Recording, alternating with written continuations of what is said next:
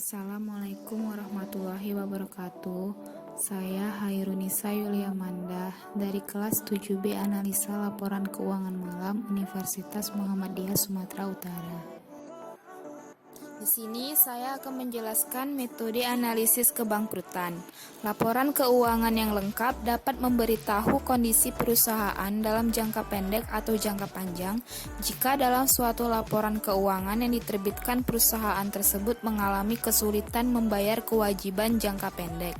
Maka, perusahaan mulai masuk dalam kondisi financial distress atau kesulitan keuangan. Jika kondisi financial distress tersebut tidak cepat diatasi oleh pihak perusahaan, maka dapat mengakibatkan kebangkrutan. Kebangkrutan suatu perusahaan diawali dengan peringatan financial distress, di mana perusahaan mengalami kesulitan keuangan dalam menghasilkan laba atau laba yang terus menurun dari tahun ke tahun. Dengan adanya kebangkrutan, sangat banyak metode kebangkrutan yang muncul untuk mengantisipasi atau mencegah bahkan memperbaiki kondisi perusahaan sebelum terjadinya kebangkrutan pada saat kondisi financial distress. Pertama-tama, di sini saya akan menjelaskan apa itu kebangkrutan. Kebangkrutan adalah ketidakmampuan yang dinyatakan secara legal oleh individu atau organisasi untuk membayar kreditur mereka. Sedangkan menurut Toto, pengertian kebangkrutan adalah kondisi di mana perusahaan tidak mampu lagi untuk melunasi kewajibannya. Adapun menurut Brigham adalah suatu kegagalan yang terjadi pada perusahaan yang bisa diartikan dengan yang pertama kegagalan ekonomi dan yang kedua kegagalan keuangan. Kegagalan ekonomi merupakan kondisi perusahaan kehilangan uang atau pendapatan perusahaan tidak mampu menutupi biayanya sendiri. Artinya, ini tingkat labanya lebih kecil dari biaya modal atau nilai sekarang dari arus kas perusahaan lebih kecil dari kewajiban. Kegagalan terjadi bila arus kas sebenarnya dari perusahaan tersebut jauh di bawah arus kas yang diharapkan.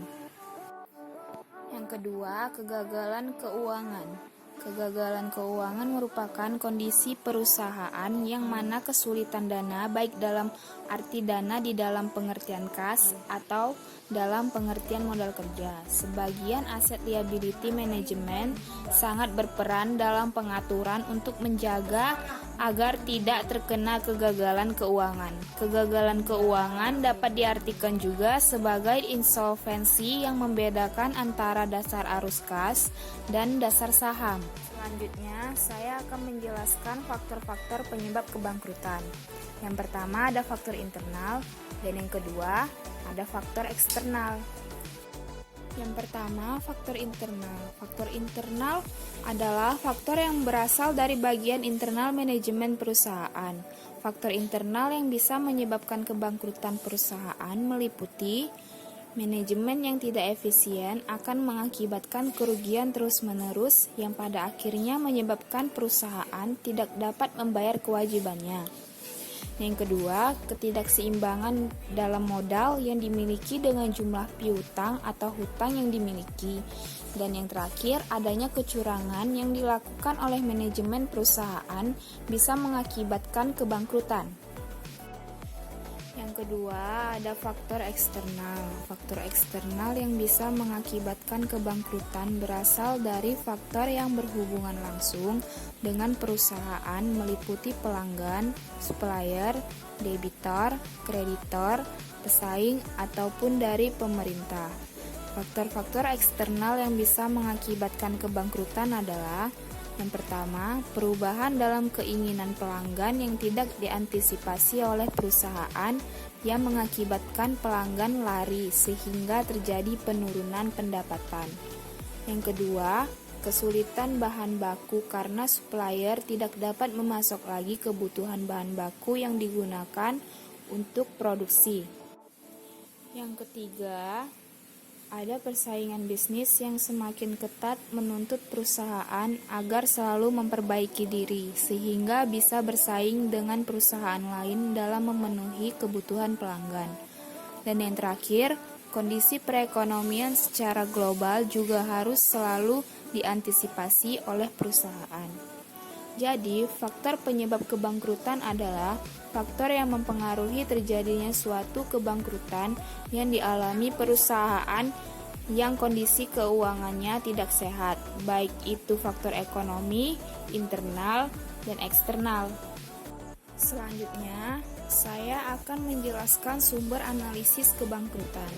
Analisis kebangkrutan bisa didapat dari beberapa sumber, yaitu aliran kas saat ini dan aliran kas untuk masa yang akan mendatang.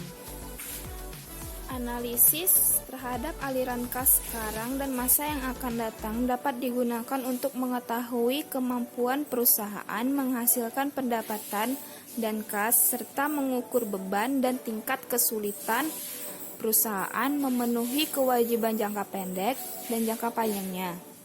Sumber informasi ini perlu didukung oleh informasi lain seperti strategi perusahaan, tingkat persaingan yang dihadapi oleh perusahaan, struktur biaya relatif terhadap pesaing, kualitas manajemen, kemampuan manajemen mengendalikan biaya. Selanjutnya, sumber informasi analisis kebangkrutan bisa diperoleh melalui laporan keuangan perusahaan. Pengertian macam-macam metode. Yang pertama, metode Altman. Yang kedua, metode Springett.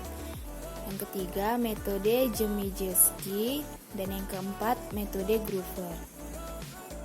Yang pertama, metode Altman. Analisis ini dilakukan Altman dengan mengindikasi rasio-rasio keuangan yang menghasilkan model yang dapat memprediksi perusahaan yang memiliki kemungkinan financial distress.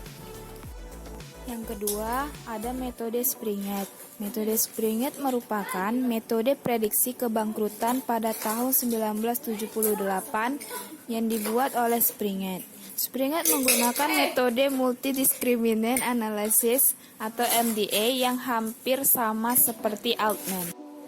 Ketiga, ada metode Chmielewski. Metode Chmielewski merupakan metode prediksi yang dihasilkan oleh Chmielewski pada tahun 1983 yang merupakan riset selama 20 tahun. Dan yang terakhir ada metode Grover. Metode Grover merupakan metode yang diciptakan dengan mendesain dan menilai ulang terhadap metode Altman Z-score. Jeffrey S. Grover menggunakan sampel sesuai dengan metode Altman Z-score pada tahun 1968 dengan menambah 13 rasio keuangan baru.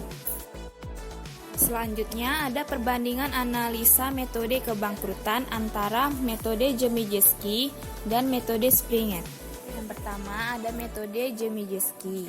Metode ini menggunakan probit analisis yang diterapkan pada 40 perusahaan yang telah bangkrut dan 800 perusahaan yang bertahan pada saat ini.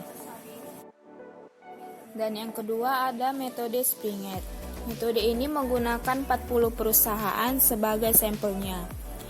Model ini dapat digunakan untuk memprediksi kebangkrutan dengan tingkat 92,5%. Demikianlah penjelasan saya tentang materi metode analisa kebangkrutan.